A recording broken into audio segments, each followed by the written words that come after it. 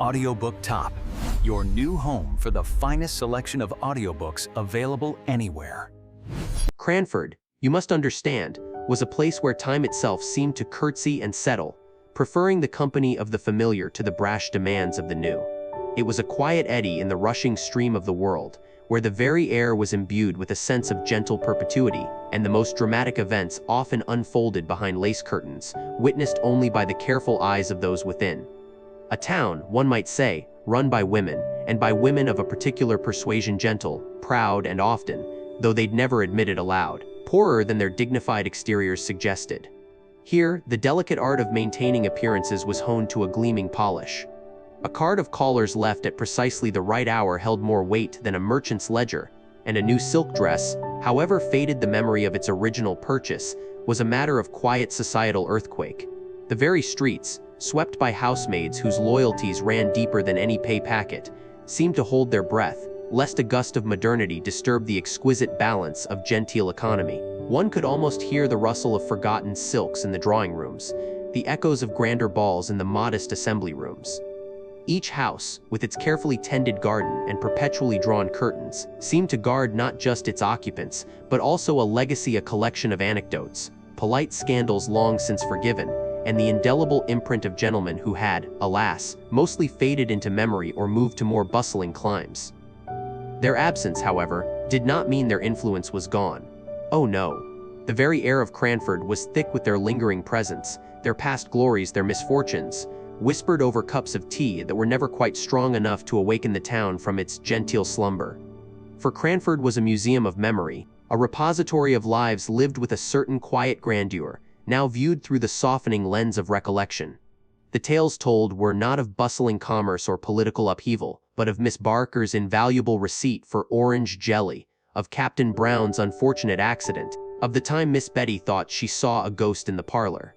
These were the touchstones, the sacred texts of Cranford life, passed from one generation of gentlewomen to the next, cementing the bonds of their unique sisterhood. And it was into this exquisitely balanced, almost theatrical world, where the grandest gestures were often the most subtle, that a visitor might first find themselves. Someone accustomed to the hurried pulse of cities, to the unashamed clamor of ambition and change, would undoubtedly feel a curious slowing of their own heart. For Cranford had a way of drawing you in, not with spectacle, but with the quiet insistence of a well-told story, a tale spun thread by careful thread, revealing layers of character and custom that, while seemingly trivial, held the very fabric of life together. Here, the highest art was to conceal necessity with grace, to make a single silver spoon shine with the brilliance of a whole set, and to ensure that no ripple of genuine discomfort ever disturbed the placid surface of social discourse. Poverty, if it dared to show its face, was quickly ushered away behind closed doors, painted over with a fresh coat of quiet dignity. The greatest compliment one could receive was to be deemed perfectly genteel, a phrase that carried more weight than any royal decree, and one that required endless vigilance against the vulgarity of genuine expense. It was a world governed by unwritten laws, where kindness was often disguised as strict etiquette, and where the deepest affections were expressed not through effusive declarations, but through the sharing of a precious bottle of lavender water, or the loan of a worn but treasured shawl. The whispers of a bygone era were not just echoes of the past, they were the very breath of Cranford, shaping its present, guiding its every gentle, dignified step. And to truly understand Cranford, one had only to listen, and to watch, for its heart beat not with the hurried rhythm of progress, but with the steady, comforting pulse of enduring tradition. Come closer, my dear friend. Draw your chair near to the hearth, for I have a secret to share, a delightful corner of England, quite unlike any other you might ever stumble upon. Imagine, if you will, a town, a truly peculiar little town, where time seems to have, well, not stopped exactly, but perhaps taken a very leisurely stroll, pausing often to admire its own reflection in the polished brass knocker of a venerable front door. This is Cranford. Now, Cranford, as you shall soon discover, is a place ruled, not by kings or bustling merchants, but by ladies. Oh, such ladies! It is, in essence, an Amazonian retreat, though entirely without the martial spirit, I assure you. Men, you see, are a scarcity here. Perhaps they've retired gracefully into the ether, or perhaps they've simply found Cranford's gentle rhythms too much to bear. Whatever the reason, their presence is largely a memory, a hushed whisper carried on the breeze from the churchyard. Here, it is the ladies who preside, who govern social customs with an iron glove in a velvet hand, and whose delicate but firm sensibilities guide the very pulse of the place. I confess I am but an occasional visitor to this charming enclave, yet my heart has become inextricably entwined with its quiet dignity and its delightful absurdities. I have watched, I have listened intently, and I have come to understand the unspoken language of its inhabitants. And it is this deep understanding, this profound fondness, that I wish to share with you now, to draw you in, just as Cranford itself has so utterly drawn me. The ladies of Cranford, you must understand, are women of good birth and even better breeding. They uphold standards, impeccable standards of propriety and gentility, yet their purses are often rather slender. This, my dear, is where the true artistry of Cranford comes into play, the exquisite, daily dance of genteel poverty. It is a performance of the highest order, where appearances are maintained with such ingenuity and grace that one scarcely notices the absence of a footman, or the delicate, almost invisible mending upon a treasured lace collar that has seen many a social occasion. They have 100 clever ways, these Cranford ladies, of economizing without ever appearing to economize. A single candle might be lit only when the shadows grow quite long, its flame carefully husbanded, and then extinguished promptly when its utility has waned. Invitations for tea are issued with the utmost formality, yet the refreshments, though always impeccable in presentation, are never ostentatious. A half-dozen carefully rationed almond biscuits, perhaps, or a delicate slice of homemade seed cake, served upon the finest china, inherited from an age of greater plenty.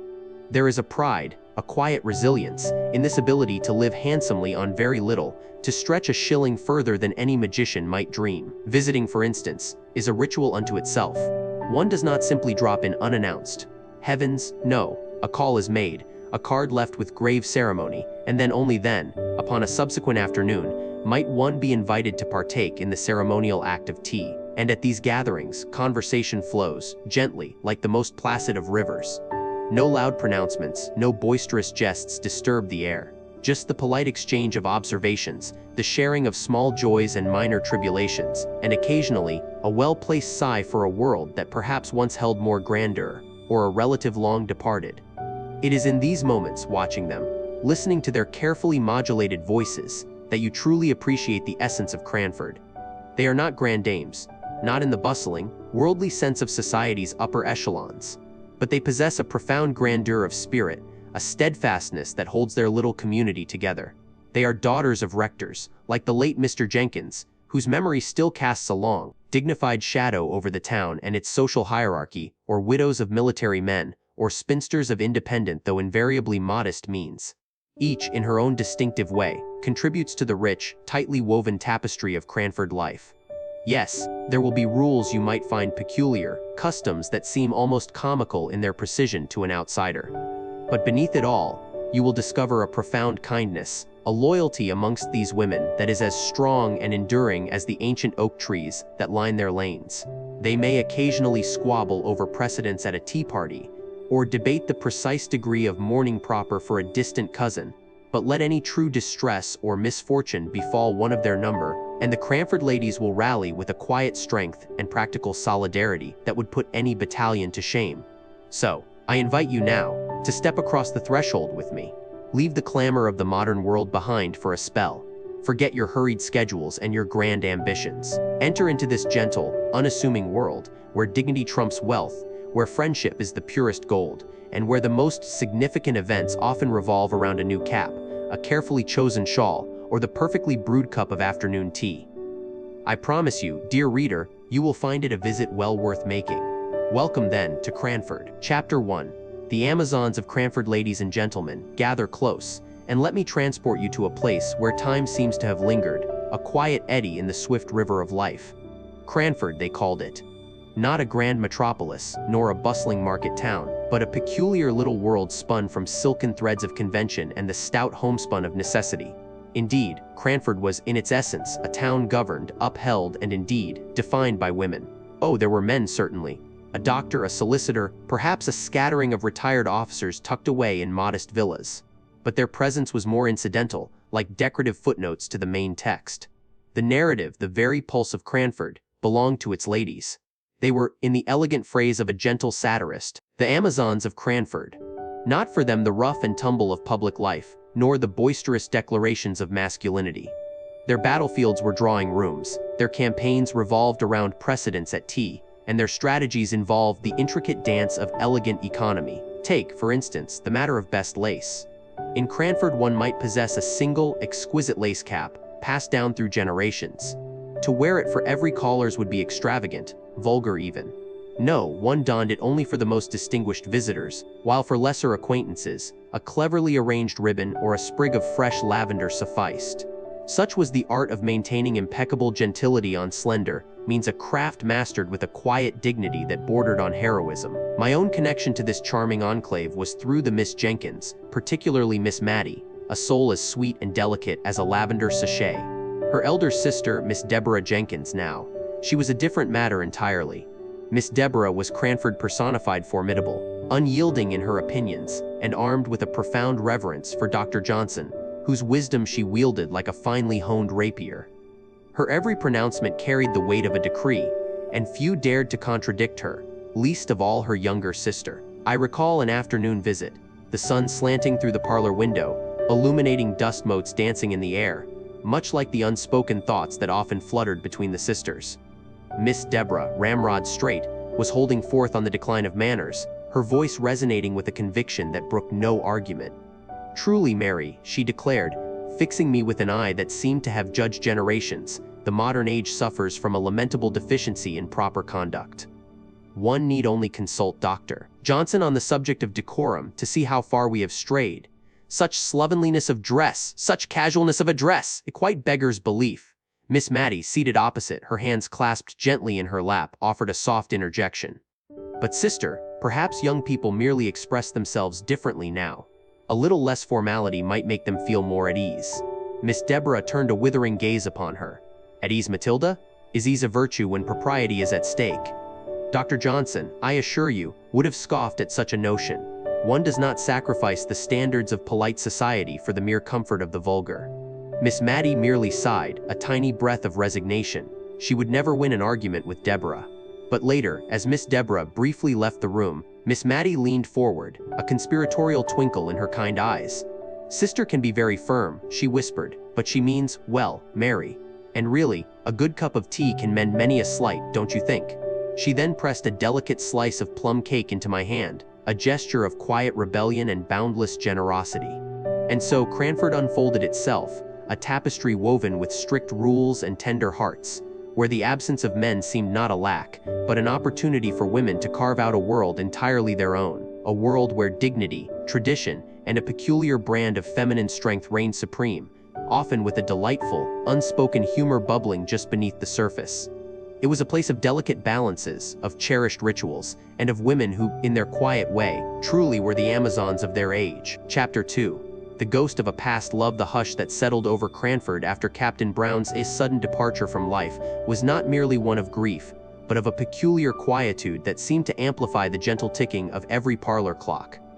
For Miss Matty, ever the most tender-hearted among them, this silence resonated with an echo from her own distant past, a past she rarely spoke of, yet one that sculpted the very essence of her serene, sometimes sorrowful, countenance.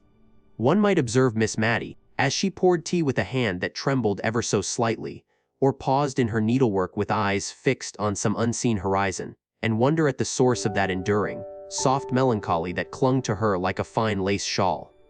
Ah, but every heart has its secret chamber, and Miss Matty's held the delicate phantom of a love that, though never consummated, had flowered brightly in her youth. Her father, the formidable Rector Jenkyns, a man of learning and rigid principle, had envisioned a suitable match for his younger daughter. His choice had fallen upon a certain Mr. Hoggins, a surgeon, deemed of appropriate standing, if a trifle boorish to Miss Matty's delicate sensibilities. But Miss Matty's affections, like a spring blossom turning towards the sun, had already been captivated by young Thomas Holbrook. Thomas was not a man of high society, indeed. He was but a farmer's son, though a good-hearted and industrious one, with eyes that saw something in Miss Matty beyond her quiet demeanor, a spark, a gentle humor, a depth of feeling. They walked together, spoke in hushed tones, and for a fleeting season, Miss Matty's world was painted in the vivid colors of a promised future. Her young heart, usually so docile and compliant, dared to beat with a fervent hope. But the rector, when approached with this burgeoning affection, had brought down his clerical thunder. A farmer's son, unthinkable, not a gentleman. The societal chasm was in his eyes impassable. He spoke of duty, of station, of the propriety expected of a Jenkyns. Poor Miss Matty, caught between the fierce, unwavering love for her father and the blossoming, tender love for Thomas, found herself in an impossible quandary. Her sister, Miss Jenkyns, ever the staunch defender of family honor and the rector's will, had only reinforced the decree. And so, with a quiet, devastating resignation, Miss Matty had bowed her head. She would not defy her father. She would not bring shame or discord upon her family. The bright flame of her love for Thomas Holbrook was extinguished, not with a dramatic flourish, but with the soft, heartbreaking sigh of a devoted daughter. Thomas, wounded but understanding, eventually sought comfort elsewhere, marrying a sturdy, sensible woman and building a prosperous life. He never ceased to speak kindly of Miss Matty, holding her in a quiet reverence, a ghost of what might have been. And Miss Matty? She remained Miss Jenkyns's younger sister, the gentler, less assertive presence in the household. She never married, never again allowed her heart to stray towards such fervent attachment. The ghost of Thomas Holbrook, the unspoken, unrequited love, became a part of her, not a tormenting spirit, but a wistful melody played on distant strings. It imbued her with that profound empathy, that quiet understanding of unspoken pain, that made her the most cherished and vulnerable figure in Cranford. Every act of kindness she performed, every thoughtful gesture, every moment of gentle compassion, seemed to carry the faint, sweet scent of that youthful dream, a dream sacrificed, yet enduring, shaping the very soul of the woman we knew and loved. It was the enduring testament to a heart that had loved deeply, lost silently, and continued to beat with an unwavering, if quiet, grace. Chapter 3. The arrival of Captain Brown, Cranford, where the arrival of a new face was not merely an event, but a tremor. When Captain Brown, a half-pay officer, took modest lodgings at the edge of our world, bringing his 2 daughters, our quiet equilibrium was disturbed. He was a man of somewhat gruff exterior, yet with eyes twinkling with good humor. His daughters, Miss Brown and Miss Jessie, were pleasant, though their attire spoke of more mending than means. It wasn't their dress, but the very notion of a gentleman among us, seemingly content with his modest lot, that stirred Cranfordian concern. Miss Jenkyns, ever the arbiter, deemed him a very good sort of man, no doubt, but one who evidently had seen better days. Captain Brown, bless his straightforward heart, cared little for such conjectures. He busied himself, chopping wood and mending gates-axe practical, yet hardly characteristic of a Cranford gentleman. The true test came from literature. Miss Jenkyns, keen to uplift, offered books. She held Dr. Johnson and Pope as the zenith of human thought. Imagine then, the collective gasp when Captain Brown, returning her treasured volumes, confessed, with an unabashed smile, that he found them rather dry. Dry! Dr. Johnson! He then dared to express a preference for a newfangled work the Pickwick Papers *. My dear Miss Jenkyns, he'd apparently boomed, oblivious to her rising indignation. There's more wit and wisdom in Mr. Dickens's recent chapters than in all of Pope's essay on man put together. The horror was palpable. Miss Jenkyns's intellectual foundations trembled. Pickwick was mere ephemeral froth. Miss Matty, her gentle soul, listened with a slight flush, torn between loyalty and a nascent, secret curiosity. She'd overheard young people discussing this Pickwick, their laughter infectious. Despite this scandalous literary skirmish, Captain Brown gradually won over our gentlewomen. Always ready with a kind word or helping hand, he possessed a quiet dignity. He'd carry Miss Matty's market basket, offering a cheerful good morning. His daughters, too, unobtrusive and well-behaved. Arguments over Pope and Pickwick continued, sometimes playful, sometimes unyielding. Yet a certain tolerance, a grudging respect, grew. We might not approve of his literary tastes, but could not deny his honest heart. Then, one fateful afternoon, the peace of Cranford shattered the shriek of a train, long and desperate, followed by a terrible, grinding crash. A new railway line, viewed with deep suspicion, had brought disaster. Captain Brown, ever the man of action, had been out walking. He saw the runaway engine, heard cries, and without hesitation, plunged forward. A small child played near the tracks, oblivious. Captain Brown, with a father's instinct and a soldier's courage, pushed her clear. He saved the child. But the price was his own life. News spread like wildfire, leaving profound sorrow. The man who preferred Pickwick to Pope, whose practicality seemed un-Cranfordian, had proven himself the greatest gentleman of all. His death was a shock, a profound wound. No more talk of his means or literary preferences, only an outpouring of genuine grief and immense respect. Miss Jenkyns, pale, wept. Miss Matty, her gentle heart aching, was distressed. Cranford, true to its compassionate core, rallied around his daughters. Contributions made, assistance offered, a collective embrace of sympathy and practical support. In that moment of terrible loss, we all understood that true gentility was not found in lineage or preferred poets, but in the courage, kindness, and self-sacrifice of a man like Captain Brown. He left us too soon, but his sojourn left an indelible mark, teaching a profound lesson about what truly matters. His memory, though tinged with sadness, reminded that bravery and goodness arrive in unexpected forms. Chapter 4, Tragedy in a Quiet Town. Cranford. A town, dear friends, where the gentle rhythm of life seemed to beat with the softest of drum taps, where scandal was a whispered sigh and emotion, a carefully embroidered sentiment. Yet, even in such a haven of propriety, the human heart could break, and its fragments, though swept under the tidiest of rugs, would forever cast a shadow. And it is to just such a shadow, one that stretched across Miss Matty's kind, guileless soul, that our gaze must now turn. One might observe Miss Matty, with her delicate sensibilities and her quiet, unassuming ways, and imagine a life untouched by the rougher edges of sorrow. But beneath that gentle exterior lay a deep, ancient ache, a grief so profound that it had become a part of her very being, like the faint scent of lavender clinging to old lace. This ache, this silence, stemmed from a loss that had once shattered the tranquil decorum of her youth, the disappearance of her brother, Peter. Peter. The very name, even now, carries a phantom echo of mischievous laughter and boyish exuberance. He was to hear Miss Matty speak of him, and she rarely did, save for the most intimate moments of trust, a bright spark in the rather staid household of Colonel and Mrs. Hoggins. A lively, spirited lad, full of quick wit and a fondness for practical jokes that, while often harmlessly amusing, sometimes bordered on the audacious. He was the son to Miss Matty's moon, the boisterous counterpoint to her demure obedience. Their mother, a delicate creature, adored him with a fierce, protective love, while their father, the Colonel, a man of rigid principles and a temper as formidable as his military bearing, found Peter's antics a constant challenge to his authority. The tragedy, when it unfolded, began with an innocent enough intention, warped by childish prankishness and adult pride. One evening Peter, in a fit of youthful caprice, decided to entertain or perhaps terrify the household staff by dressing as a ghost. Swathed in a white sheet, his face powdered flower white, he glided through the dimly lit halls, eliciting screams and delighted shrieks. The prank, however, escalated. Later, emboldened and perhaps unaware of the lateness of the hour, he decided to haunt his father. Imagine, if you will, the scene: the silent house, the stern Colonel, perhaps just settled into a rare moment of peace, suddenly confronted by this ghostly apparition. His initial shock turned swiftly to white-hot fury.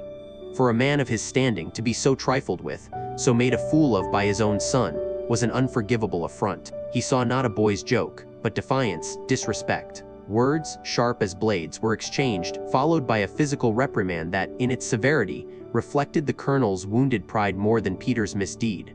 The next morning Peter was gone, vanished. The household awoke to an empty bed, a hastily scrawled note, and a silence more terrifying than any ghost. The Colonel, though outwardly stoic, sent out search parties. Miss Matty and her mother wept ceaselessly. Days turned into weeks, weeks into months, and hope, that most persistent of comforters, slowly, cruelly withered. Peter, the lively, mischievous Peter, was never seen in Cranford again.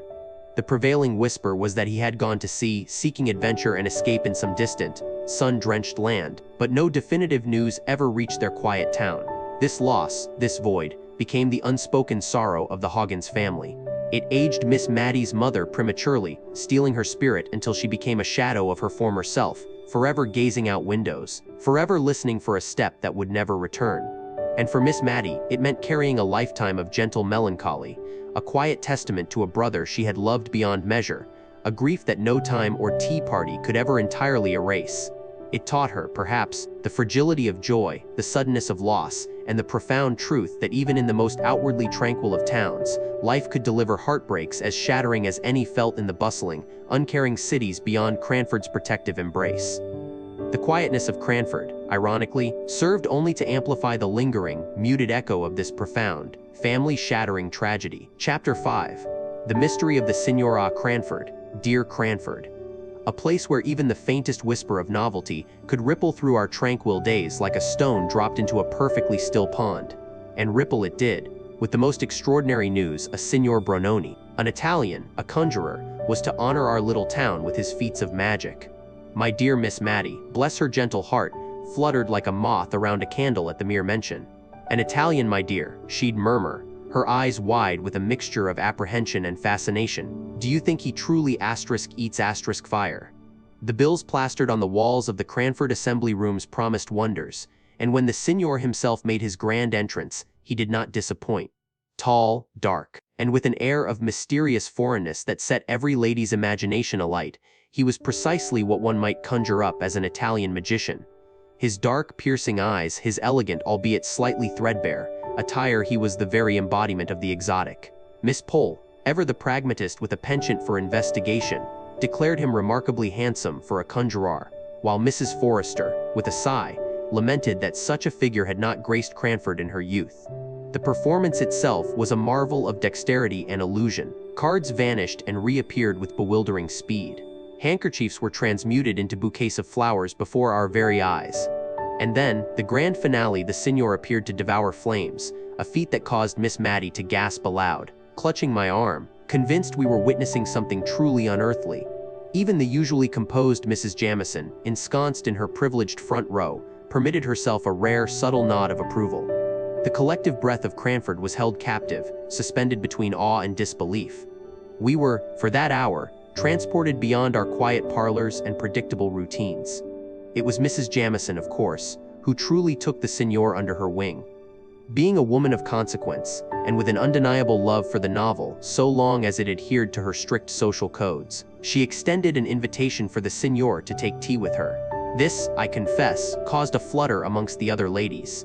To invite a traveling performer, however captivating, to one's own drawing room was certainly an unusual departure from Cranford custom.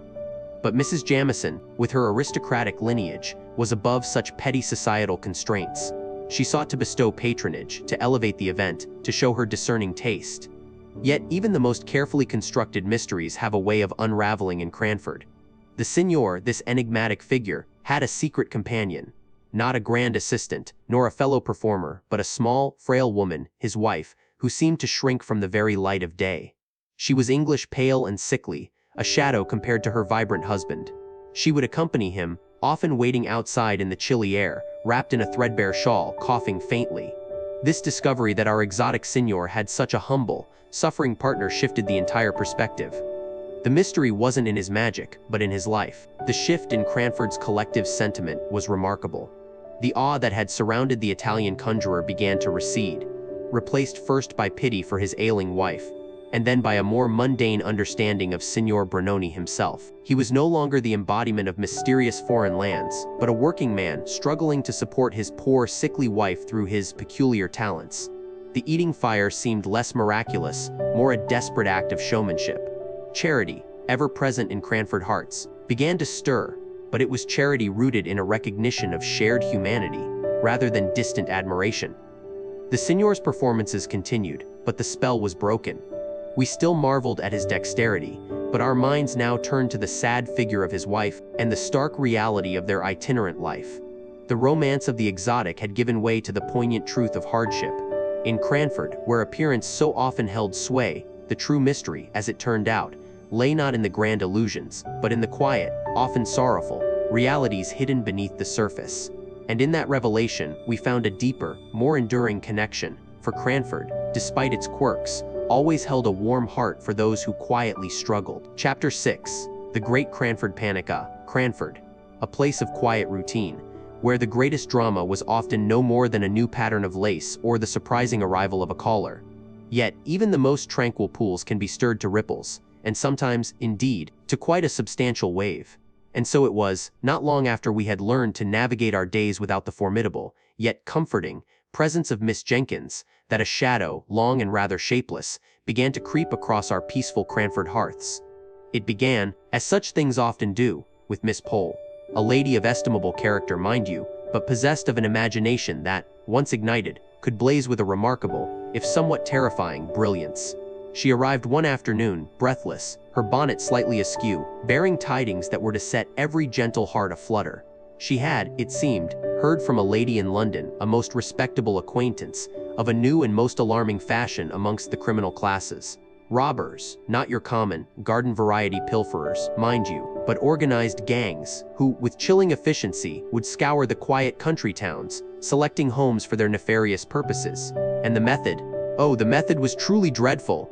A piece of white cotton, tied to the knocker of an empty house, would signal its vulnerability. A piece of red cotton, on a house believed to contain valuables, indicated a rich harvest. And Miss Pole, with a dramatic flourish of her hand, declared that she had seen, with her own 2 eyes, a piece of *red cotton tied to the knocker of Mrs. Forrester's house. And then, a tremor in her voice, she added, and only yesterday, ladies, a strange, rough-looking man was observed loitering near the post office. The effect, I assure you, was immediate and profound. Miss Matty, dear soul, whose serenity was her very essence, turned pale. Her lips, usually curved in a gentle smile, now trembled slightly. For Miss Matty, in her tender-heartedness, was ever susceptible to a good fright, particularly one concerning the security of her home and her few precious possessions. In the days of Miss Jenkyns, such an alarm would have been met with a sniff of disdain, a sharp word about vulgar imaginings, and the matter would have been closed. But now, Miss Matty was the mistress, and her natural timidity, lacking the sturdy anchor of her sister's logic, left her adrift on a sea of apprehension. Miss Pole, seeing the fertile ground of Miss Matty's fear, cultivated it with further details of alarming anecdotes, until the very air of Cranford seemed thick with unspoken dread. The ladies, usually so content with their quiet tea and gossip, now huddled closer, their eyes darting towards the windows, as if expecting to see the fearsome London burglar peeping in. Something clearly had to be done. And so Miss Pole, ever practical in her alarm, proposed a scheme of preventive medicine. Not a preventative against catching a chill, mind you, but against the far more terrifying prospect of a midnight intruder. Imagine, if you will, the Cranford ladies, accustomed to nothing more strenuous than arranging flowers or darning, now engaged in such martial preparations. Soot, fetched from the very back of the chimney, was spread with meticulous if trembling hands upon every windowsill. The idea, Miss Pole explained with a grave nod, was that the soot, being particularly fine and black, would cling to the burglar's hands, leaving irrefutable evidence. Sand, sharp and gritty, was scattered across the pristine flagstones of the front steps, intended to betray the heavy tread of an unwelcome visitor. Bells, removed from their more usual duty of summoning servants, were now tacked precariously to the backs of doors, ready to jangle a fearful warning. And then, there were the gongs. Saucepans and pokers, gathered from the kitchen, lay ready to be clashed with an ear-splitting clangor, should the alarm be sounded. Miss Pole, in her boundless resourcefulness, even suggested a pistol. A real, loaded pistol. Miss Matty's distress at this proposal was pitiable. The very thought of such an instrument of destruction under her roof, let alone in her gentle hand, sent shivers down her spine. A lady of Cranford, defending herself with a firearm. It was quite unthinkable. They settled instead on sleeping with their bedroom doors unlocked, a peculiar notion proposed by Miss Pole, who reasoned that the robbers, expecting locked doors, would be disconcerted by finding them open, and thus, perhaps, retreat in confusion. It was, I confess, a logic known only to Miss Pole. The night came, a dark and moonless affair, lending an extra layer of dread to our anxieties. Miss Matty, poor dear, tried her best to sleep, but every creak of the old house, every whisper of wind, seemed to her a prelude to disaster. Her heart thumped against her ribs like a trapped bird. Then it came. A sound. A distinct, unmistakable scrape, followed by a faint, metallic clink. Was it the kitchen window? The back door? It mattered not. The robbers were here. A flurry of whispers, a frantic scramble from bed. The ladies in their nightcaps and dressing gowns tiptoed to the landing, hearts pounding, clutching their saucepans and pokers. Miss Pole, ever the leader, brandished her poker like a weapon, her eyes wide with a strange mix of terror and exhilaration. Miss Matty, pale and trembling, could barely hold her saucepan steady. The suspense was unbearable, the silence punctuated only by the frantic beat of their own pulses. Then, with a sudden burst of courage, or perhaps sheer desperation, Miss Pole clanged her saucepan and poker together with a mighty, if somewhat off-key peal. The sound echoed through the silent house, shattering the quiet. There was a pause, no answering cry, no thud of retreating footsteps, only the startled chirping of a bird outside. Cautiously they descended the stairs, peering into the shadows. The soot was undisturbed on the windowsills. The sand on the steps lay unmolested. The front door was still securely bolted from within. The source of the terrifying sound, a loose latch on the garden gate, blown by a sudden gust of wind, had scraped against the post and then, in its closing, caused a tiny innocent clink. Only that. The relief that washed over Miss Matty was profound, almost debilitating. The sheer absurdity of their preparations, their valiant, comical efforts against an enemy that existed only in their collective imagination, was not lost on them, though it was never spoken aloud. A shared look of exhausted understanding passed between them. The Cranford ladies, accustomed to little hardship, had faced their greatest imagined terror and emerged, if a little disheveled and sheepish, entirely unscathed.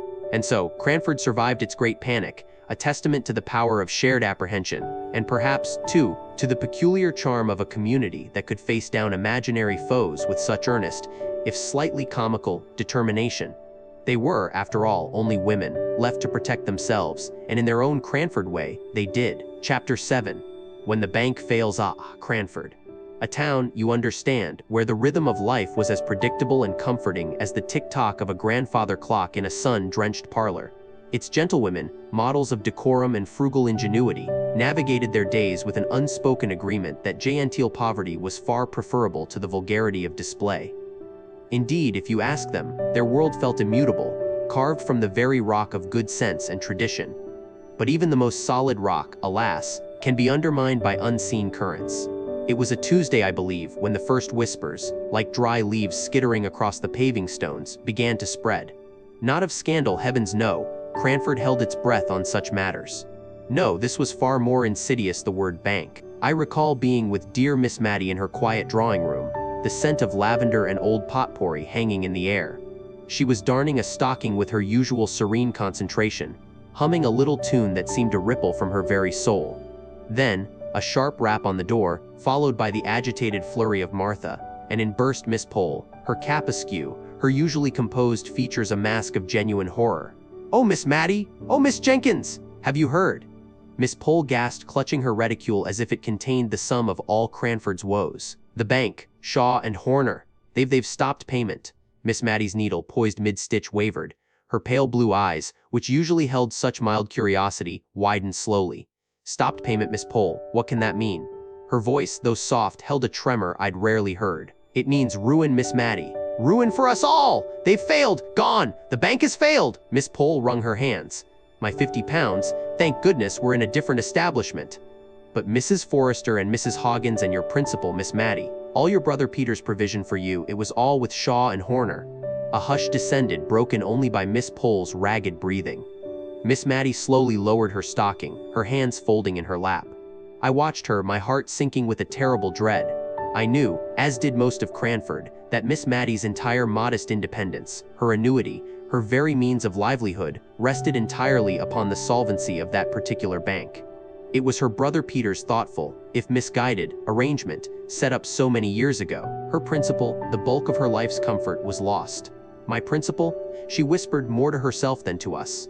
Her gaze seemed fixed on some distant, unseen point. All of it? Miss Pole, regaining a fraction of her composure, nodded grimly. "I'm afraid so, dear Miss Matty. A complete failure, they say. Not a penny to be recovered, in all likelihood." A wave of dizziness passed through me as I absorbed the magnitude of this blow.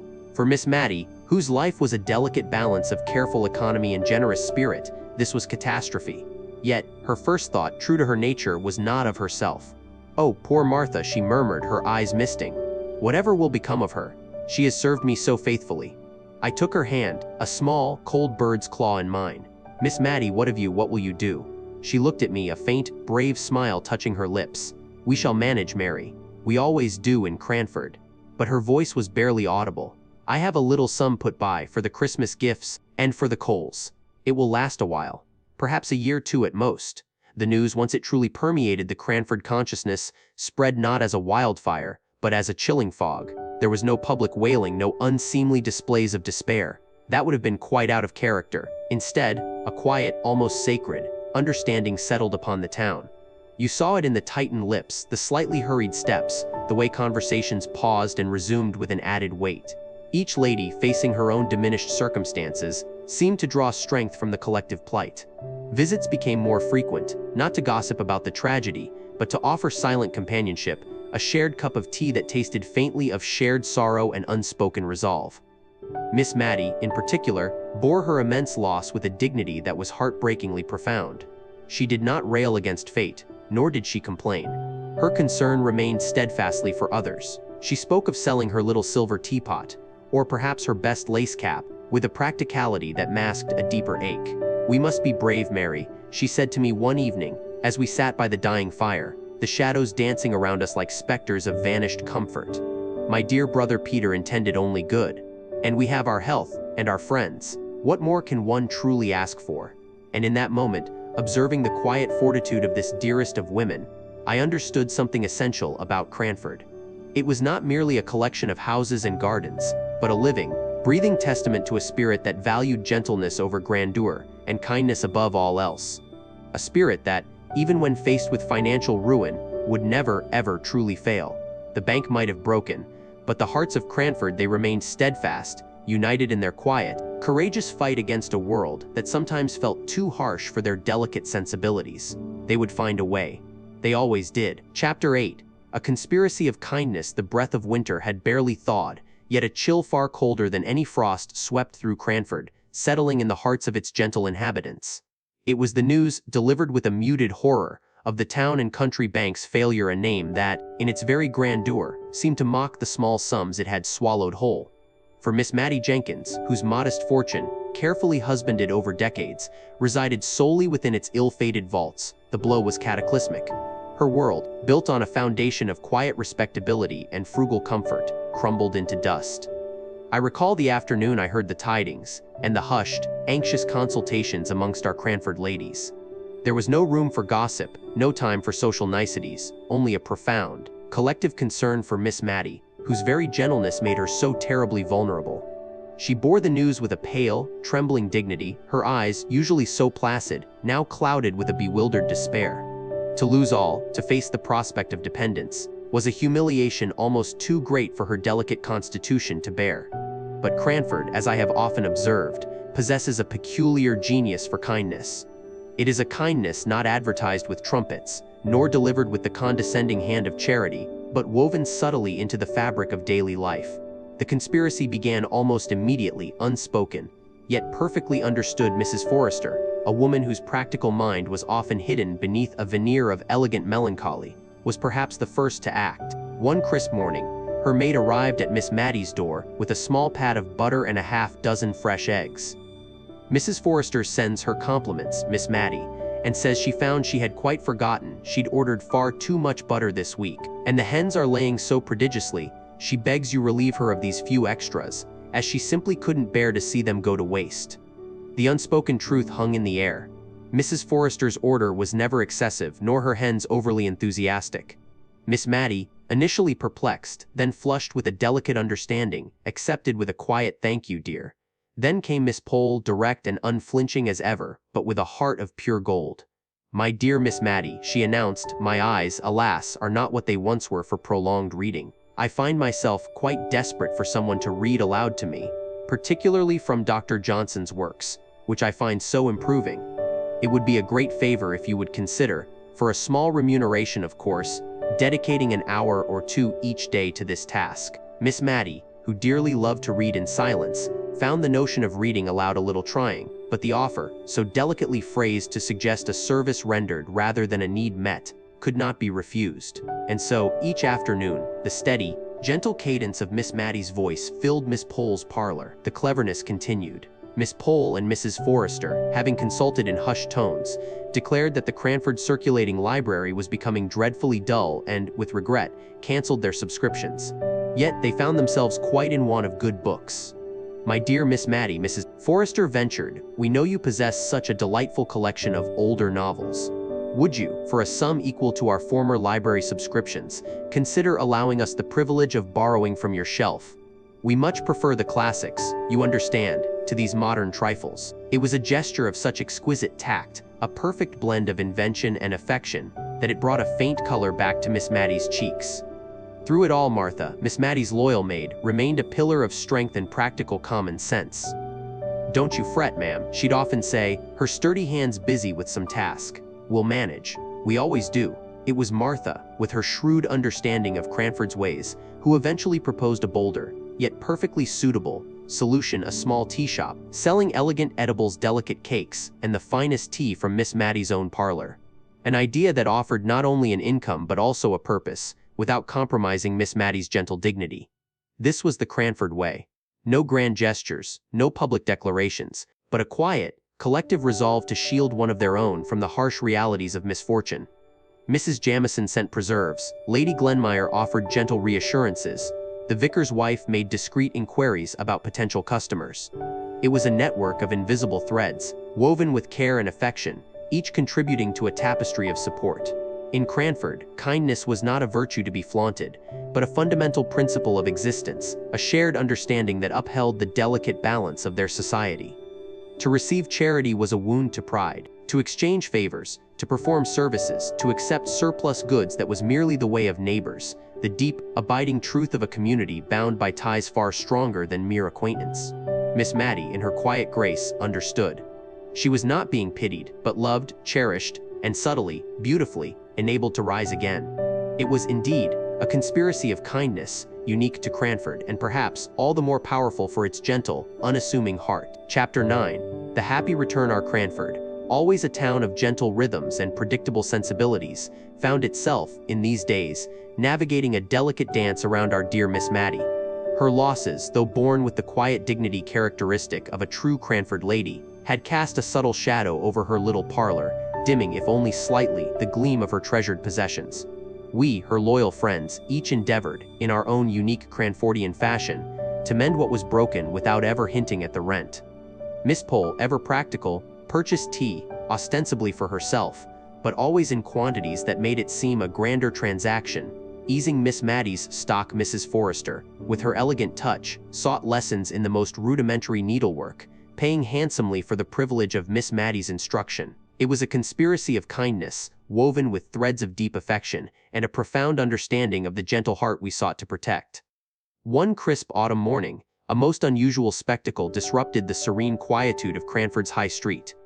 A carriage, shining with an almost offensive newness, drawn by a pair of sleek, well-fed horses, turned heads from every window. It was a vehicle that spoke of prosperity, of affairs beyond the modest means of our little town. And when it drew to a halt directly before Miss Matty's humble abode, a collective gasp, silent yet palpable, rippled through the curious onlookers. From its opulent interior descended a figure undeniably familiar, yet transformed. It was Jemima, our Jemima, Captain Brown's younger daughter, now Mrs. Hoggins. No longer the slight, somewhat shy girl we remembered, but a woman of comfortable proportions and an even more comfortable demeanor.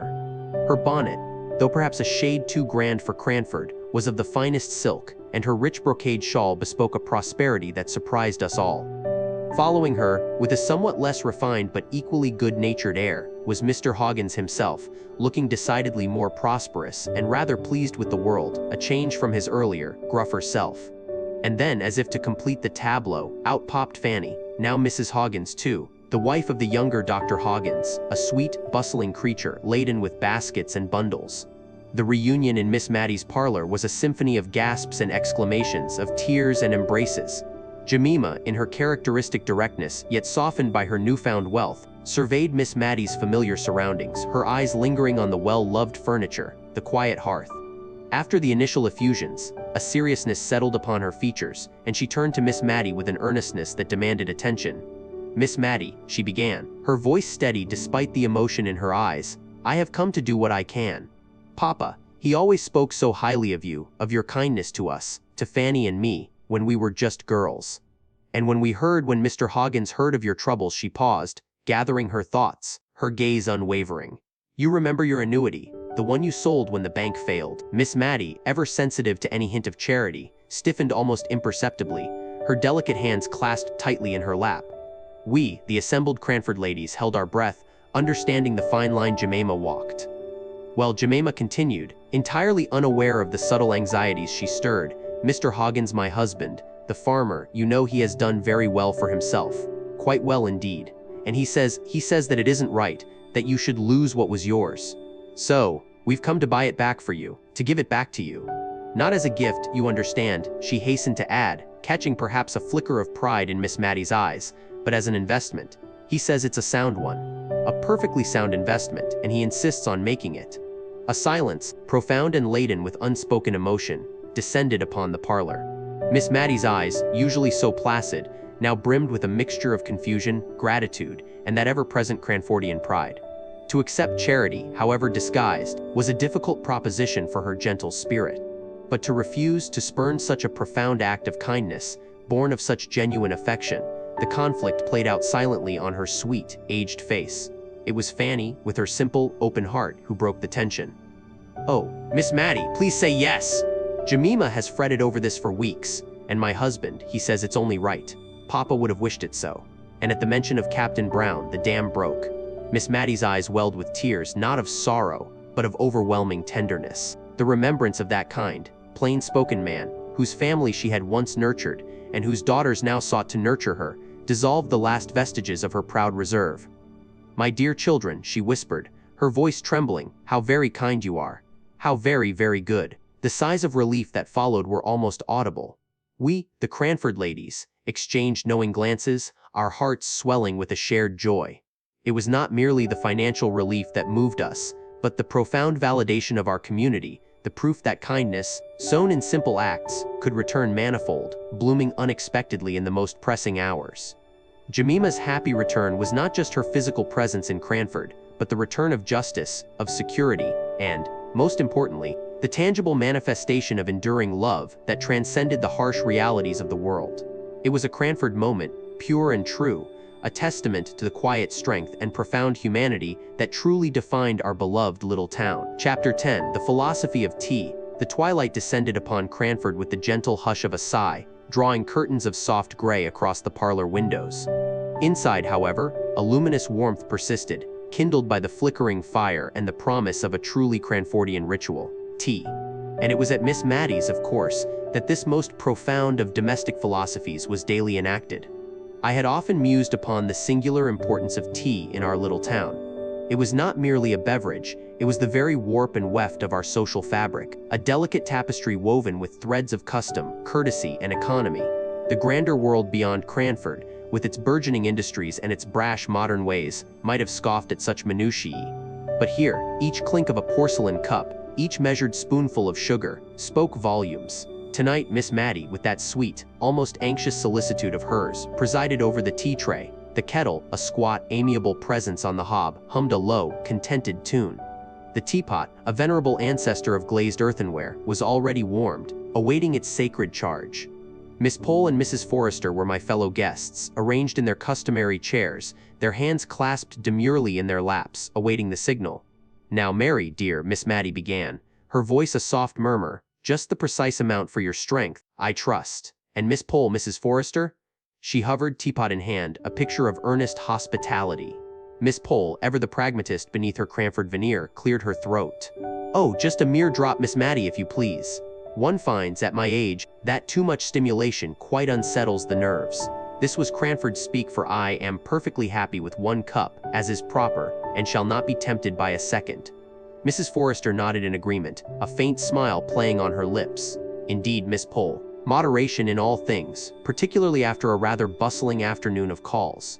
But Miss Matty, bless her generous heart, was always caught between Cranford's stringent codes and her own inherent sweetness. "Nonsense, dear ladies. A well-made cup of tea is a restorative, not a trial. And I have just opened a fresh packet of the hyson, brought especially from Manchester by Mr. Hoggins's nephew." The hyson, a delicate green tea, was a rare and treasured luxury in Cranford, a subtle nod to the slight lift in fortunes after the late Captain Brown's pension had been secured for Miss Matty. As she poured, with a grace that belied her usual flutter, I watched the steam rise, carrying with it the fragrant promise of comfort. The tiny silver tongs presented 2 lumps of sugar, never more from the cut-glass bowl. A slender jug of cream, its contents richer than any milk, stood ready. The conversation flowed as smoothly as the tea itself, gentle inquiries about each other's health, observations on the changeable weather, perhaps a mild recounting of a recent visit to a neighbor. No talk of politics, certainly not of trade, and any hint of gossip was delicately veiled in concern. This was the philosophy of tea, a sanctuary where the world, with its demanding realities, was held at bay by the porcelain barrier of good breeding. After our first, savored cups, Miss Matty, with a hopeful glint in her eye, made her customary offer. "Now, another cup, dear friends.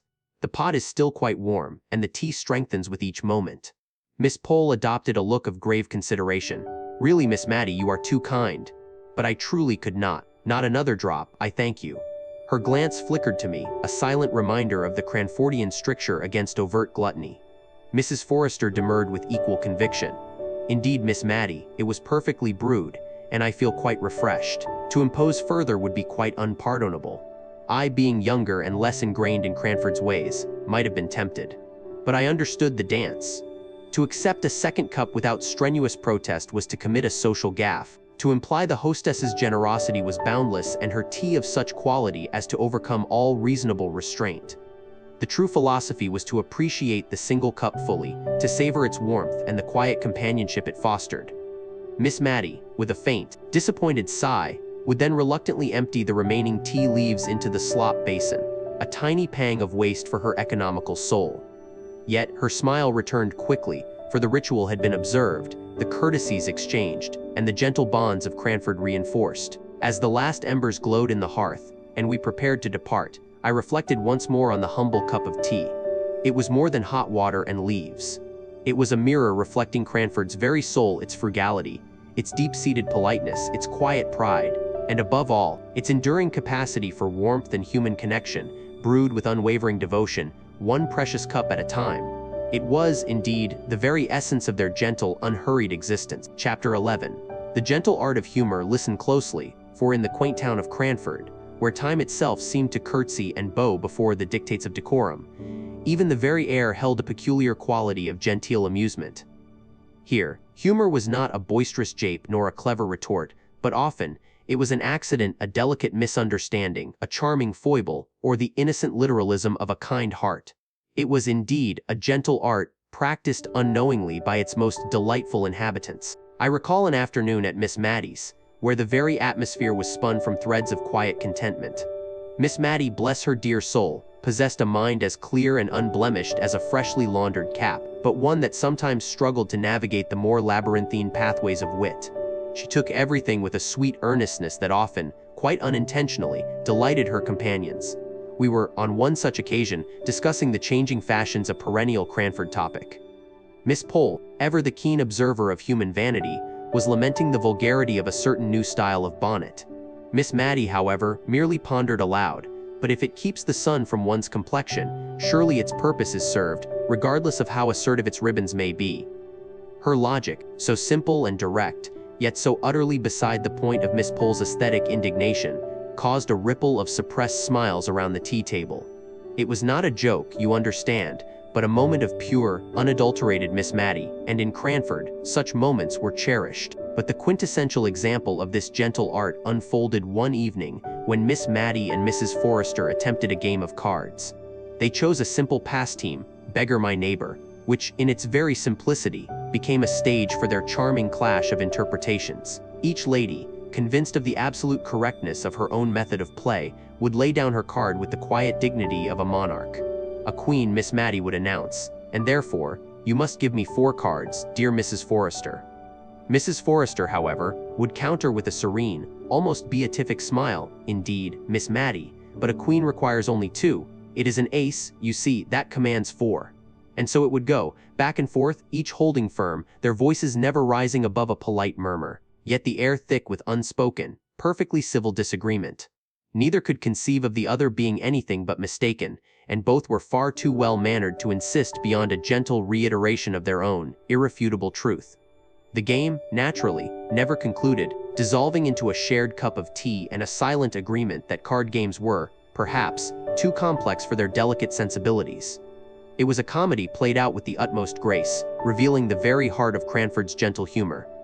Then, for a brief spell, our quiet Cranford had a visitor, a Mr. Mulliner, a relative of Mrs. Jamieson's, who was famed for his great wit and rattling good jokes. He arrived with a veritable arsenal of jests, intending to set the town alight with laughter. Mr. Mulliner's humor, however, was of a different stripe altogether. It was broad, often involving exaggerated tales or unexpected puns. He would lean forward, his eyes twinkling conspiratorially, and embark upon a lengthy anecdote, building to a dramatic climax, expecting a peal of hearty laughter. I recall him attempting to amuse Miss Matty with the tale of a neighbor who mistook a sleeping cat for a fur muff in a drawer and nearly put it on her head. Mr. Mulliner paused, beaming, awaiting Miss Matty's mirth. Miss Matty, however, merely tilted her head, her brow furrowed in genuine concern. "Oh, poor creature!" she exclaimed, quite distressed. Was the cat much discomposed? And the lady, did she suffer a fright? One must be so careful with dark furniture, indeed. Mr. Mulliner's smile faltered, replaced by a look of utter bewilderment. His grand jape had fallen flat, diffused not by a lack of understanding, but by an excess of gentle empathy. And that, you see, was the essence of Cranford's humor. It was not always about the punchline, or the clever twist.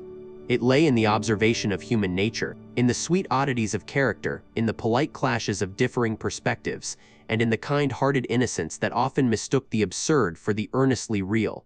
It was a humor that warmed the heart rather than tickled the ribs, a gentle art cultivated without intent, blossoming naturally in the quiet, dignified gardens of Cranford. It reminded us that sometimes the most profound amusement springs not from calculated wit, but from the simple, endearing quirks of life itself. Chapter 12. Resilience and Gentle Strength. Ah, dear readers, sometimes the quietest lives hold the most profound tales, like still ponds reflecting the deepest skies. And of all Cranford's inhabitants, none embodies this truth more beautifully than Miss Matty.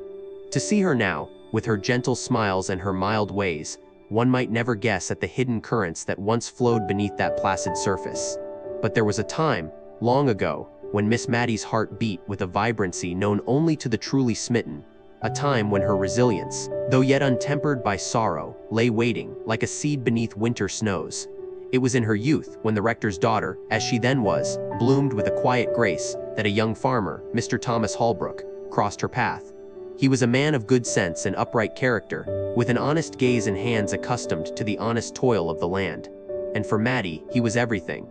There was a lightness to her step then, a blush that stole across her cheeks at the merest mention of his name, a secret joy that illuminated her whole being. Their glances, their brief, stolen conversations, oh, how they painted the world in hues of hope and tender longing for Matty. She loved him, dear souls, with the pure, unwavering devotion of a heart yet unscarred by the world's harsh realities. But Cranford, as you know, had its strictures, its unwritten laws of class and propriety. And Matty's father, the venerable rector, looked upon this honest farmer as being, alas, beneath his daughter, not in character perhaps, but certainly in station and prospects. Miss Jenkyns, ever the protector of family dignity and societal order, echoed her father's sentiments with formidable conviction. The notion of a Jenkyns marrying a farmer was, to them, an unthinkable descent. And so, Matty was faced with a choice that would cleave her life in two: to follow her heart, or to honor her duty, her family, and the expectations laid upon her. It was no easy decision for a girl of such tender sensibilities, yet within her gentleness lay an unexpected wellspring of strength. She fought no loud battles, uttered no vehement protests. Her struggle was internal, a quiet, agonizing wrestling of love against filial obedience. And in the end, with a strength born not of defiance but of profound, self-sacrificing love for her family, even as it broke her heart she relinquished her dearest hope. She did not rail against fate, nor did she grow bitter. Oh, the pain was deep, a wound that never truly healed, merely scarred over with the passage of years. She watched, from a distance, as Mr. Holbrook married another, built a family, and prospered. And though a pang of what might have been surely echoed within her, she bore it with an enduring grace. For Miss Matty, her gentle spirit was not weakness, it was the very essence of her resilience. It allowed her to absorb the blow, to grieve in silence, and yet to continue living with an open heart, ready to offer comfort and kindness to all around her. She found strength in her unwavering faith, in the simple routines of her daily life, and in the quiet joy of companionship. The love she had for Mr. Holbrook, though unfulfilled in the conventional sense, never curdled into resentment. Instead, it transmuted into a quiet, enduring tenderness for humanity itself. Her life thereafter was one of steadfast gentleness, a testament to the fact that strength often manifests not in grand gestures, but in the quiet, persistent bearing of burdens, in the refusal to let sorrow diminish one's capacity for goodness. Miss Matty lived on, a beacon of Cranford's enduring spirit, her gentle strength a silent sermon to us all that even when the dearest dreams are shattered, the human heart, particularly one as pure as hers, can rebuild itself not with fanfare, but with the quiet, persistent weave of kindness and quiet fortitude. And in this resilience, this gentle strength, there is a beauty far exceeding any fleeting happiness. Chapter 13. What Cranford teaches us. Now come closer, dear friends, and let us steal a moment from this bustling world to revisit a corner of the past, a tranquil, almost forgotten place called Cranford. Here, life moved with the rhythm of quiet courtesies, of hushed whispers and unspoken understandings. And amongst its gentle residents, none embodied its spirit more purely than Miss Matty Jenkyns, our dear, kind, rather simple Miss Matty. We know her, don't we? For her innocent eccentricities, her profound sense of propriety, her unwavering sweetness, a tenderness that sometimes seemed almost too fragile for life's harsh realities. But beneath that placid surface, beneath the gentle smile and the meticulous care of her small household, lay a story. A love story, not of the grand, dramatic kind, but one far more poignant for its quiet tragedy, its enduring legacy. It is a story that, once heard, illuminates every act of kindness, every silent sacrifice she ever made, a key, if you will, to understanding the very essence of her gentle soul. Imagine, if you will, a younger Miss Matty. Not the gray-haired lady we cherish, but a girl with a heart full of youthful dreams, a spirit as fresh as the Cranford air on a spring morning. And then, imagine Mr. Holbrook. Ah, Mr. Holbrook. He was not, by Cranford standards, a man of refined breeding, quite the contrary. A farmer, with hands roughened by honest toil and a voice that boomed rather than modulated gently. He wore gaiters, spoke unreservedly of crops and cattle, and had a hearty laugh that echoed a little too loudly in drawing rooms accustomed to genteel murmurs. He was, in short, a man utterly unsuitable for the daughter of the formidable Rector Jenkyns, whose family lineage and intellectual gravitas were the pillars of Cranford's social edifice. Yet, Miss Matty, in the quiet chambers of her heart, saw past the rough exterior, past the lack of polished manners. She saw the genuine kindness in his eyes, the unwavering warmth in his smile, the sturdy integrity that underpinned his every action. He, in turn, saw in her not merely a lady of refined upbringing, but a gentle soul, a beacon of grace and unaffected goodness. Their affection was real, blossoming like wildflowers, despite the vast social chasm that separated them. He would bring her simple presents from his farm, a plump chicken, a basket of fresh eggs, or, more tellingly, a bunch of wildflowers, plucked with a devotion that spoke volumes. And Miss Matty, in her demure way, would accept them, her cheeks faintly flushed, her eyes alight with a happiness Cranford rarely witnessed, a secret joy that blossomed just for them. But Cranford, for all its charm, was also a prisoner of its own strictures, its rigid class distinctions. The rector and his formidable wife, Miss Matty's parents, saw Mr. Holbrook not as a man of good character, but as an affront to their family's standing, a stain on their carefully constructed reputation, a farmer, for their daughter, destined for a life of elegant ease, unthinkable. The very notion was dismissed with a severity that left no room for appeal, no quarter for the tender stirrings of a young woman's heart.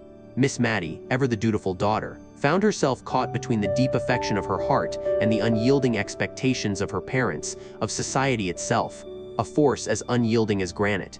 We speak of choices today, of forging our own paths, of love conquering all. But in Cranford, for a woman of Miss Matty's era, such choices were often illusory. Duty, family, honor, societal acceptance, these were heavy chains, gilded perhaps by tradition and respectability, but no less binding. And so, with a quiet strength that belied her gentle nature, a strength forged in the crucible of sorrow, Miss Matty let him go. We can only imagine the scene, the hushed conversation, the tearful farewell, the unspoken agony of two hearts torn apart, not by malice, but by the rigid geometry of class and expectation. Mr. Holbrook, we are told, left Cranford, taking his sturdy frame and his booming laugh, and, one presumes, a profoundly broken heart, to a new life elsewhere. And Miss Matty? She remained. She stayed in Cranford, a maiden lady, dedicating her life to her family, to her quiet routines, to the gentle ministrations of friendship. The world saw a woman content in her spinsterhood, perhaps a little naive, a little eccentric in her frugality. But now, knowing her story, we see something more profound, more deeply affecting. We see the enduring shadow of a dream unfulfilled, the quiet dignity of a heart that once loved deeply, and though thwarted, never hardened. Her extraordinary kindness, her frugality that often bordered on hardship for herself, but never for others, her gentle acceptance of life's small sorrows, all these acquire a new resonance, don't they? They are the quiet echoes of a love lost, transformed into a deep reservoir of empathy for others' plight, a silent testament to compassion born from personal sorrow. What, then, does Cranford teach us now, from this tale of a love affair long ago. It teaches us the profound cost of societal expectations, of judging individuals by their station rather than their inherent character and worth. It reminds us of the quiet resilience of the human heart, capable of bearing immense sorrow with grace and dignity, turning personal pain into a wellspring of understanding. It illuminates the truth that a life unlived in one aspect can become a life richly lived in another, that quiet sacrifice can forge a spirit of unparalleled kindness and an unwavering capacity for selfless affection. It prompts us to look beyond the immediate circumstances of a person, to delve into the histories that shape them, to understand the unseen burdens they might carry. Miss Matty, with her unfailing sweetness and her gentle spirit, stands as a testament to the enduring power of a first love, even one never fully realized. It shaped her, softened her, made her uniquely capable of giving and receiving affection in a world that often overlooked the quiet heroes living among us. Her story urges us to look beyond the surface, to seek out the hidden narratives that sculpt the souls around us, to understand that sometimes, the greatest love stories are not those loudly proclaimed or dramatically resolved, but those quietly endured, leaving behind a legacy of gentle strength, unwavering compassion, and a profound, often unseen, impact on the world around them. And in doing so, perhaps we learn a little more about kindness, about fortitude, and about the quiet, profound beauty of the human heart that beats beneath even the most unassuming exterior. My dear reader, in this bustling age, where the world spins ever faster and demands ever more, might we not pause a moment? Might we not cast our gaze towards a quieter corner of England, a place where time unfolded with a gentler hand and life was lived with a certain grace? I speak, of course, of Cranford. Not a place of grand events or sweeping dramas, but of subtle affections, quiet courage, and the profound beauty found in the everyday. And it is from this gentle tapestry that we draw our inspiration for what I shall call the Cranford Challenge, a 7-day plan for a gentler life. It is not a regimen of arduous tasks, my dear friend, but an invitation. An invitation to breathe, to connect, to cherish. Let us dedicate our first day to ask the art of observation ***. How often do we truly see the world around us? In Cranford, a lady might spend a delightful hour simply watching a cat sunning itself, or the patterns of light shifting across a familiar garden. This day, let us train our eyes and our hearts to notice the precise shade of amber in the setting sun, the diligent industry of a common bee, the quiet unfolding of a neighbor's day. Put aside the hurried glance, instead, embrace a lingering gaze. Find beauty in the mundane, comfort in the familiar. You will be astonished at the richness you uncover when you truly look. For our second day, let us turn to the exquisite art of conversation. How often do we truly listen? In Cranford, an afternoon call was not a hurried exchange of pleasantries, but a delicate dance of inquiry, anecdote, and thoughtful response. This day, endeavor to engage in at least one conversation where your sole purpose is to understand, to connect, rather than to merely wait for your turn to speak. Ask open-ended questions, offer genuine interest, and resist the urge to interrupt or dominate. You will find that the gentle art of truly hearing another soul is a balm to both speaker and listener. Day 3 beckons us towards the gentle virtue of resourcefulness and contentment. The ladies of Cranford, though often of modest means, held a profound appreciation for what they possessed. A carefully mended glove, a reused ribbon, a dish crafted with ingenuity from humble ingredients, these were not signs of deprivation, but of wisdom and respect for one's blessings. Today, consider one item you might mend rather than replace, one meal you might create with what you already have, or one desire you might thoughtfully set aside. Cultivate gratitude for your current abundance, however small it may seem, and discover the quiet joy in making the most of what is at hand. On day 4, we embrace small acts of profound kindness. The very fabric of Cranford was woven with these threads, a cup of tea offered at precisely the right moment, a thoughtful visit to one feeling low, an encouraging word spoken without expectation of return. Today, let your focus be on offering a small, unsolicited kindness, a genuine smile to a stranger, a helping hand to a neighbor, a note of appreciation to someone who might least expect it. These are the ripples that spread warmth and goodwill, often returning to us in unexpected measure.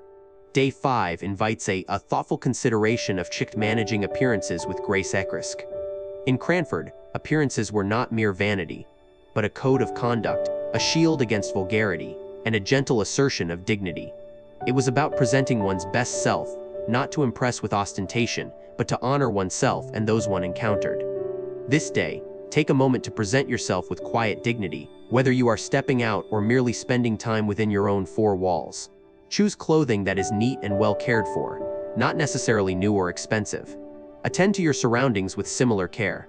This gentle act is an outward reflection of inner respect. For day 6, let us learn the gentle art of the Cranford pace strisk. The world will not unravel if you take an extra moment to savor your tea, to finish a chapter, to simply sit and be asterisk. Cranford understood the value of leisure, of unhurried reflection, of allowing thoughts to drift like clouds across a summer sky. Today, consciously choose to slow down one activity you usually rush. Walk a little slower, eat a meal with mindful attention, or dedicate a half hour to simply resting without agenda. Observe the quiet expansion of time and the gentle lowering of your own internal pulse.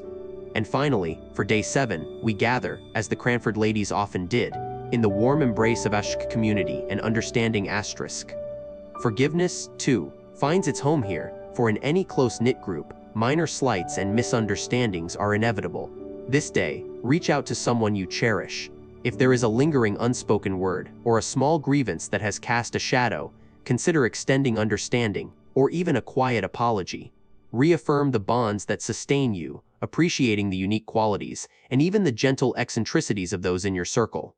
For it is in shared humanity, gently acknowledged and nurtured, that true contentment flourishes. This is not a fleeting trend, my dear friend, but a timeless wisdom. The Cranford Challenge is an invitation to cultivate a life lived with more grace, more connection, and a profound, gentle joy. May you carry the spirit of Cranford in your heart, not just for 7 days, but for all the days that follow. Ah, my dear friends, if you've walked these quiet, cobbled streets with me, if you've shared tea in these modest parlors, and whispered secrets over embroidery, then you'll know that Cranford, though small in compass, is vast in its lessons. It's a town woven not just with thread and routine, but with the very fabric of human nature. And as we stand here, perhaps on the cusp of leaving its gentle embrace, I find myself distilling its essence into 3 profound truths that, like good wine, only deepen with time and reflection. First, and perhaps most radiant, is the unwavering strength found in the bonds forged between women. Oh, how often do we see it? In the gentle wisdom of Miss Matty, ever ready with a comforting word or a cup of tea. In the fierce, if sometimes brusque, loyalty of Miss Jenkyns, who, despite her pride, was devoted to her sister and friends. When the world outside Cranford threatened to crumble Miss Matty's quiet existence, that dreadful bank failure, you recall who rose to the occasion. Not the absent men, nor the distant world, but the ladies of Cranford. Miss Pole, Mrs. Forrester, even Mrs. Jamison, with her aristocratic airs, each contributing their might, their ideas, their steadfast presence. They formed a silent, indomitable shield, proving that true community isn't about grand gestures, but about the countless small acts of reciprocal kindness and steadfast presence. In their shared griefs and joys, their tea parties and their crises, they taught us that sisterhood, in its purest form, is a bulwark against the harshest storms. Then there is the second truth, one whispered in the rustle of faded silks and the careful pouring of wine into small glasses, the profound dignity in what they so charmingly called elegant economies. Cranford was a town where fortunes were often slender, yet appearances were meticulously maintained.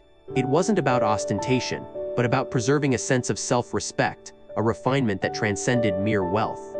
Think of the candles extinguished at the first hint of dusk, the half cups of tea, the shared cab rides to save a shilling. These were not the miserly acts of the poor, but the considered choices of gentlewomen who understood that true elegance lay not in lavish spending, but in careful stewardship and an appreciation for what one asterisk had asterisk, rather than what one asterisk lacked asterisk. They transformed frugality into an art form, demonstrating that grace and good breeding could flourish even on the tightest of budgets. Their poverty was never a cause for shame, but a testament to their ingenuity and their unwavering commitment to a certain way of life, preserved with quiet pride. And finally, the third truth, perhaps the most poignant, is the delicate, often reluctant, dance between cherished tradition and the relentless march of change. Cranford, bless its heart, was a town built on habit, on the familiar rhythms of unchanging days. Men, with their disruptive energy and their railways, were viewed with suspicion, often kept at a polite distance.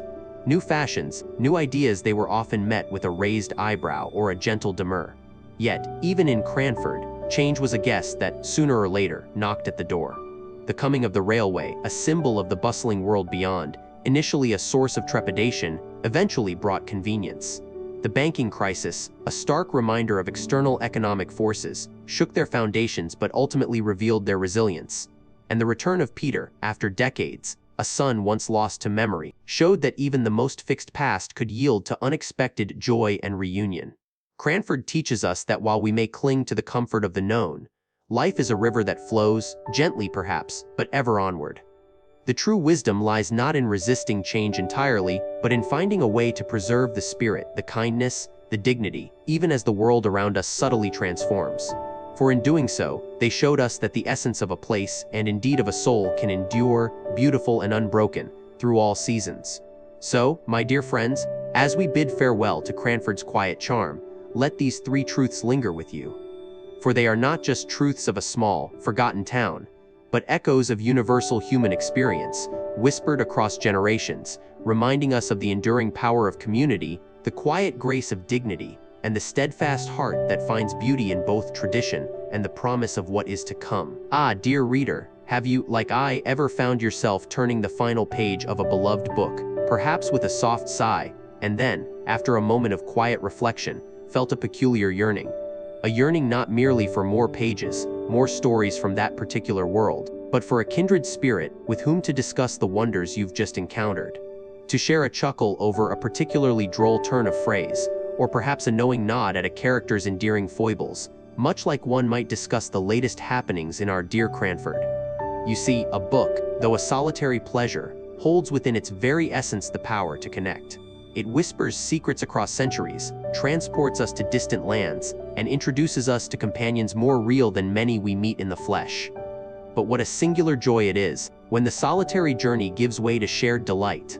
When the thoughts swirling within your own mind find an echo, a resonance, in another's. Think of Miss Matty, bless her gentle soul, and her quiet appreciation for the small comforts and deep affections that bound her to her community. Or Miss Pole, with her pronouncements and her keen eye for the happenings within her neighbors' homes. Even Martha, with her steadfast loyalty and practical good sense. Each, in their own way, contributed to the intricate, delightful tapestry that was Cranford life. They might not have formed a formal literary society in the modern sense, yet their very interactions, their shared gossip, their exchanged letters, their evenings spent together, were a testament to the human need for connection, for sharing the narratives of their lives and times. And so it is with the world of books. We read, we ponder, we dream. We walk the cobbled streets of Cranford alongside Mary Smith. We sigh at Captain Brown's unfortunate accident. We marvel at Miss Deborah's dignified eccentricities. And we smile at Miss Matty's unwavering goodness. These characters, these moments, become a part of us. But how much richer, how much more vibrant, do these experiences become when we lift our gaze from the page and find another equally captivated soul across from us, ready to exchange observations, to unpack meanings, to revel in the sheer artistry of a well-told tale. Perhaps you've always yearned for such a corner of companionship, a haven where the love of literature is not just tolerated, but celebrated, where opinions are exchanged with grace and good humor, much like a polite Cranford tea party where everyone contributes to the conversation, yet no one dominates.